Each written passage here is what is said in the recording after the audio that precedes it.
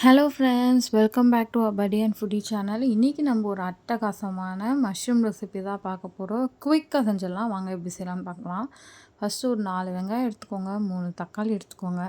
உங்களுக்கு ஏற்ற மாதிரி மெஷர்மெண்ட்ஸ் நீங்கள் எடுத்துக்கோங்க. இது வந்து குட்டி குட்டியாக கட் பண்ணிக்கோங்க ரெண்டுத்தையும். அதுக்கப்புறம் மஷ்ரூம் எடுத்துக்கோங்க. மஷ்ரூம் வந்து 2ஆக கட் பண்ணிக்கோங்க. ஏன்னா குட்டி குட்டி பீஸாக கட் பண்ணிங்கன்னா குழஞ்சி போயிடும். அதுக்கப்புறம் ஒரு 2 to 4 கோகோனட் பீசஸ் எடுத்து இந்த மாதிரி கட் பண்ணிக்கோங்க. இதுக்கு சீக்ரெட் ரெசிபி சொல்கிறேன். பட்டை, லவங்கம், ஏலக்காய், மிளகு இதை வந்து மிக்சியில் ட்ரில் பண்ணிக்கோங்க ஒன்றும் பாதியமாக. அப்புறம் ஒரு பேன் வச்சு அதில் எண்ணெய் விட்டு இதை போட்டுக்கோங்க. வெங்காயம் போட்டு நல்லா வதக்குக்கோங்க.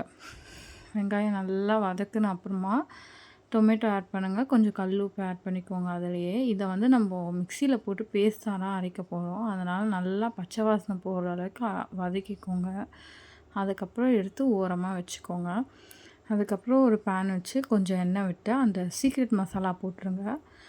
அதுக்கப்புறம் கறி மசாலா போட்டு, சிக்கன் மசாலாவில் கறி மசாலா திருப்பி சொல்கிறேன், அதை போட்டு நல்லா வதக்கிட்டு அந்த தக்காளி வெங்காயம் பேஸ்ட்டை ஊற்றி நல்லா வதக்குங்க. அதுக்கப்புறம் தேங்காய் பேஸ்ட்டும் இல்லை ஆட் பண்ணிக்கோங்க. பச்சை வாசனை போகிற அளவுக்கு வதக்கிட்டு தண்ணி விட்டுக்கோங்க.